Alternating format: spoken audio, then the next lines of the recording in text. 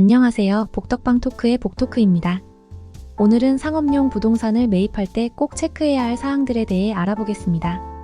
빌딩 투자는 규모가 큰 자산을 거래하는 일임에도 불구하고 많은 투자자들이 평당 대지 가격과 수익률에만 초점을 두다 보니 계약 과정에서 발생하는 실질적인 문제는 간과하는 경우가 많은데요. 먼저 건물을 매입할 때 누구의 명의로 할지를 결정해야 합니다. 이는 세금과도 직결되기 때문인데요. 개인 명의로 할지 법인 명의로 할지를 신중하게 결정해야 합니다. 특히 개인 명의로 매입할 때는 소득이 증명되지 않는 배우자나 자녀를 공동 명의로 넣으면 문제가 발생할 수 있습니다. 국세청에서 자금 출처에 대해 소명하라는 통보를 받을 수 있으며 만약 소명을 하지 못하면 증여세와 각종 가산세, 가산금을 내야 할 수도 있습니다. 이는 큰 금액의 손실로 이어질 수 있는데요. 법인 명의로 매입하면 개인 명의보다 유리한 경우가 많은 반면 법인 설립과 운영에 필요한 비용과 절차를 고려해야 합니다. 국세청은 거래 금액이 큰 빌딩 매매를 유독 주의 깊게 보기 때문에 매입 전에 세무 전문가와 자금 출처 등에 대해 상담하는 것이 좋습니다. 이제 자금 계획에 대해 알아보겠습니다. 보통 꼬마 빌딩 계약은 계약금에서 잔금까지의 기간을 한두 달 정도로 잡습니다. 이 기간에는 중도금 없이 바로 계약금에서 잔금으로 넘어가는 경우가 많은데요. 따라서 이에 맞춰 대출 일정을 조정하는 것이 필요합니다. 일반적으로 은행의 대출 승인에는 1, 2주 정도가 소요되므로 이를 고려해 잔금 지급 일정을 잡는 것이 중요하고요. 대출을 받기 위해서는 먼저 계약서를 챙겨 임대 사업자 등록을 해야 합니다.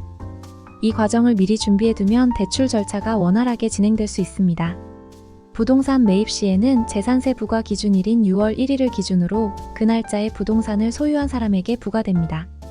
따라서 4월 또는 5월에 계약을 진행할 경우 잔금일을 6월 1일 이후로 잡으면 기존 건물 소유자가 그 해의 재산세를 납부하게 되는데요. 6월 1일 이전에 잔금을 지급해야 한다면 매수인이 재산세를 부담하게 됩니다.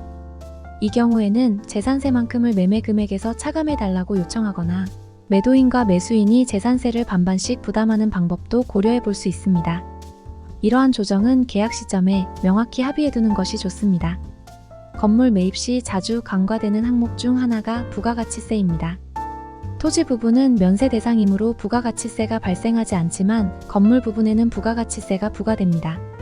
예를 들어 총 매매가가 10억 원이고 건물 가격이 1억 원이라면 이에 대한 부가가치세 1,000만 원을 추가로 매도인에게 지급해야 합니다. 총 10억 1,000만 원을 지불해야 하는데요. 매도인과 매수인이 모두 일반 사업자라면 부가가치세를 나중에 환급받을 수 있지만 매수인 입장에서는 당장 필요한 자금이 증가하기 때문에 부담스러울 수 있습니다. 이러한 상황에서 활용할 수 있는 방법 중 하나가 부가가치세법에서 규정한 포괄양수도 제도입니다. 사업의 포괄양수도는 부가가치세 과세 대상으로 보지 않기 때문에 이 제도를 활용하면 부가가치세를 납부하지 않아도 됩니다.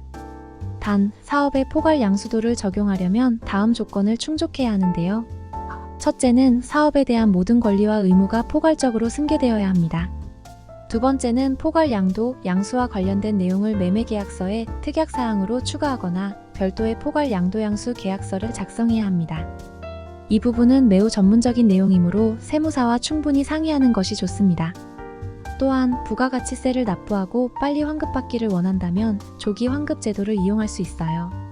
부가가치세 조기 환급 신고를 하면 신고기한 경과 후 15일 이내에 납부한 세금을 환급받을 수 있어 자금 부담을 줄일 수 있습니다. 오늘은 상업용 부동산을 매입할 때 꼭 체크해야 할 사항들에 대해 알아보았습니다. 상업용 부동산을 매입할 때는 다양한 세금 문제와 자금 계획을 꼼꼼히 검토해야 합니다. 명예선택, 세무상담, 자금 계획, 대출 일정 조정, 재산세 부과 기준일 등을 고려하여 모든 단계를 신중히 진행해야 합니다. 시청해주셔서 감사합니다.